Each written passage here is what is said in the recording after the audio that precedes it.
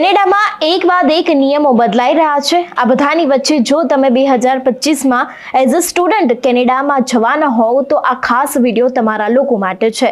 2025માં કેનેડાના અનેક એવા નિયમો છે તે બદલાવાના છે અને આજે આપણે તેના વિશે જ વાત કરીશું।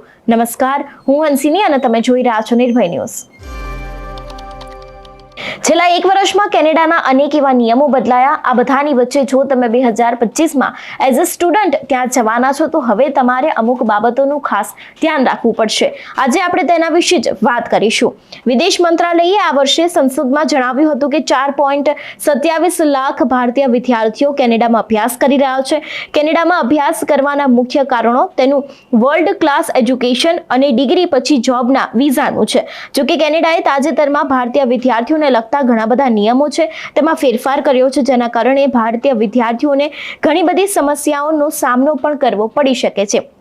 જો વાત કરવામાં આવે ઇમિગ્રેશન વિશે, તેની સાથે જ IRCCએ તાજેતરમાં પણ જાહેરાત કરી છે કે student direct stream visa programme બંધ કરવામાં આવી શકે છે। એટલું જ નહીં, કદાચ એ આગામી દિવસોમાં બંધ પણ થઈ શકે છે।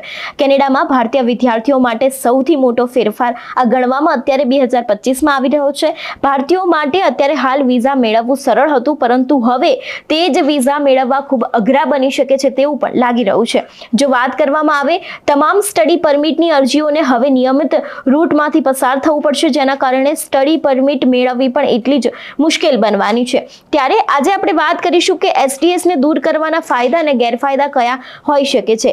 જો વાત કરવામાં આવે કેનેડાની સરકારે 2018માં STS પ્રોગ્રામ શરૂ કર્યો હતો, જેનો લાભ ભારત સહિત 14 દેશોના વિદ્યાર્થીઓને મળી રહ્યો હતો અને વિઝા પ્રક્રિયાને સમયે ઝડપી બનાવી શકાતો હતો, પરંતુ હવે આ જે પ્રોગ્રામ છે તેને બંધ કરવામાં આવી દીધો છે। એટલે હવે વિઝા મેળવવાની જે તે પ્રોસેસ છે તે પણ ખૂબ લાંબી કરવામાં આવશે। એટલું જ નહીં, આના ઉપરથી એવું પણ લાગી રહ્યું છે કે હવે ખર્ચ છે તે પણ વધારે કરવામાં આવી શકે છે। એટલે કે જે વિઝાનો ખર્ચ થતો હતો, જે પહેલા પ્રોગ્રામ શરૂ હતો ત્યારે તે વિઝાનો ખર્ચ ખૂબ ઓછો થતો હતો, પરંતુ હવે આ બધાની વચ્ચે વિઝાના ખર્ચમાં સૌથી મોટો વધારો થઈ શકે છે તેવું પણ અહીંયા લાગી રહ્યું છે। આ બધાની વચ્ચે જો વાત કરવામાં આવે 2025માં તમે જઈ રહ્યા છો તો તમારે કઈ બાબતોનું ખાસ ધ્યાન રાખવાની જરૂર છે, તો તેના વિશે વાત કરવામાં આવે તો 2025માં કેનેડામાં અભ્યાસ કરવા જતા ભારતીય વિદ્યાર્થીઓએ STS સમાપ્ત થયા પછી નિયમિત રૂટ દ્વારા અભ્યાસ પરમિટ કેવી રીતે મેળવવી તે ખાસ શીખવાની જરૂર છે।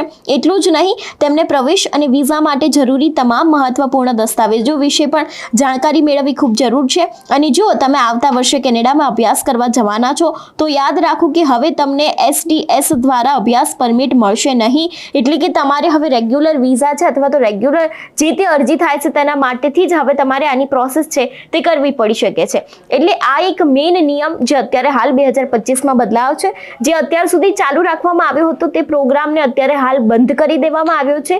જે પ્રોગ્રામ ચાલુ હતો એનાથી દરેક વિદ્યાર્થીઓને વિઝા છે તે સરળતાથી મળી જતા હતા અને એમાં ભાવ પણ હતો, જે ખર્ચ થતો હતો એમાં સૌથી મોટો ઘટાડો પણ આવતો હતો, પરંતુ હવે આ બધાની વચ્ચે અત્યારે હાલ વિદ્યાર્થીઓ ઉપર એક નવું જોખમ ટોળાયું હોય એવું લાગી રહ્યું છે, કારણ કે આ પ્રોગ્રામ બંધ થતાની સાથે જ અત્યારે હાલ વિઝાને લઈને પણ અનેક એવા નિયમો છે તે બદલાઈ શકે છે। એટલું જ નહીં, વર્ક પરમિટના પણ જે નિયમો છે તેને પણ બદલાઈ શકે છે અને આનાથી વિદ્યાર્થીઓ ઉપર મોટો એવો ખતરો છે તે ટોળાઈ શકે છે। આ બધાની વચ્ચે જો કેનેડાના ડિપોર્શનની વાત કરવામાં આવે તો અત્યારે હાલ વિદ્યાર્થીઓ ઉપર કેનેડાનું જે ડિપોર્શન છે તેનો ખતરો તો ટોળાઈ જ રહ્યો છે અને આ બધાની વચ્ચે વિઝાને લઈને પણ અત્યારે હાલ જે આ નિયમ આવ્યો છે તે પણ કદાચ હવે વિદ્યાર્થીઓ ઉપર હાવી થતો હોય તેવું લાગી રહ્યું છે।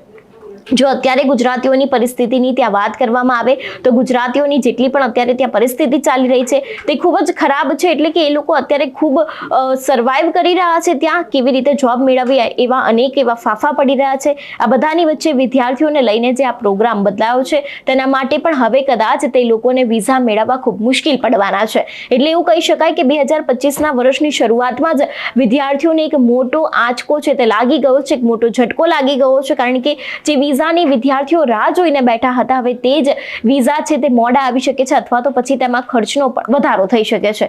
કેનેડાના ડિપોર્શનનો ખતરો હતો, અત્યાર સુધી વર્ક પરમિટનો ખતરો હતો, પરંતુ હવે આ બધાની વચ્ચે તે લોકો ઉપર હવે એક નવો ખતરો એટલે કે વિઝાનો ખતરો પણ ટોળાયો છે। તમારું શું માનવું છે આ વિષયને લઈને અમને કમેન્ટ કરીને ચોક્કસથી જણાવજો।